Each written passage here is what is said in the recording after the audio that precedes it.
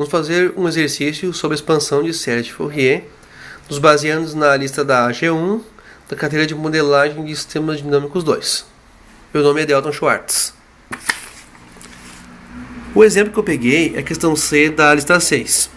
Mas antes da gente fazer a análise toda do cálculo, vale a pena uma observação.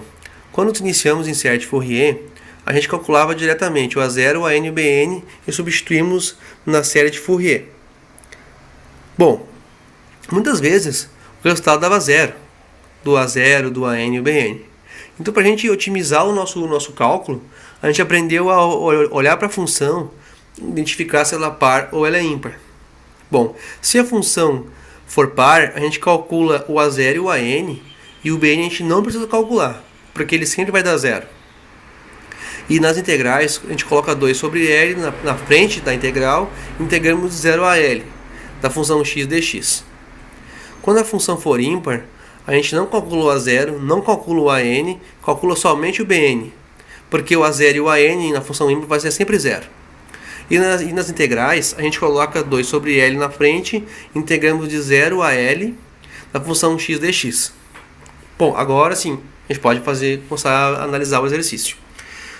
Nesse exemplo aqui, se a gente analisar esse cara aqui, se a gente rebater esse cara para esse lado aqui, no eixo Y, fazer essa rotação no eixo Y, a gente vai ter essa função aqui, uma função que ela não é a nossa função ainda, tá? Ela é como se fosse uma função referência, uma função fantasma, sei lá. Se a gente pegar e fazer essa rotação no eixo Y, de novo, rebatimento no eixo Y, a gente tem exatamente a mesma função dada inicialmente, porém com intervalo negativo. Então essa é uma propriedade de uma função ímpar, que nos facilita muito, porque agora vamos calcular somente o BN. Bom, somente o BN, 2 sobre L, da integral de 0 a L da função x dx. Bom, o que precisamos para começar o cálculo? O nosso L e a nossa função. O nosso L aqui é 3, porque ele é o maior valor do gráfico, ou o maior valor da função. Então o nosso L é 3 e a nossa função f de x igual a 1. Né? Bom, está aqui o nosso BN. O nosso BN é 2 sobre 3, que é 3 do nosso L, da integral de 0 a 3, de 1, que é a função, de seno de nπx sobre 3, dx. Resolvendo essa integral aqui, com os intervalos 0 a 3, temos as seguintes substituições. Aqui 3 e aqui 0. Bom, no 0, o cosseno de 0 é 1. Então matamos tudo isso aqui. E aqui, substituindo no x o 3, podemos fazer essa devido corte. Aí ficamos com o seguinte BN. BN de 2 sobre 3, de menos 3 sobre nπ, vezes cosseno de nπ, mais 3nπ.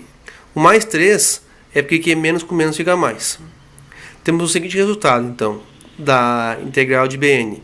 Menos 2 sobre nπ, vezes cosseno de nπ, mais 2nπ. Não podemos fazer esse corte aqui com os dois, porque o cosseno está multiplicando nπ aqui. Perdão, o menos 2nπ está multiplicando o cosseno de npx, cosseno de nπ. Então não podemos fazer o corte, fica assim como está. Fazendo as devidas substituições na função da série de Fourier, ficamos com o seguinte resultado. Lembrando que como a função é ímpar, não precisamos calcular o A0 e não precisamos calcular o AN. Então vai ficar função de f de x com o somatório de n1 até infinito, de menos 2 sobre nπ vezes cosseno de nπ, mais 2nπ vezes seno de nπ. Esse aqui é o nosso resultado, tá? Bom, lembrando que se nós não quiséssemos olhar se a função é par ou ímpar, se a gente não sabe o que é par ou ímpar, a gente ia pegar e calcular o A0 diretamente, o AN diretamente, e se fizéssemos o A0 todo certinho, tinha que dar zero. Se fizéssemos o AN todo certinho, também tinha que dar zero. E a gente calcular e fizéssemos o BN, já fizemos aqui, daria esse resultado. Então podemos ver que esse artifício é muito interessante, porque a gente não precisa calcular nem o A0, nem o BN, não precisa dar um cálculo grande, e a gente chega no mesmo resultado.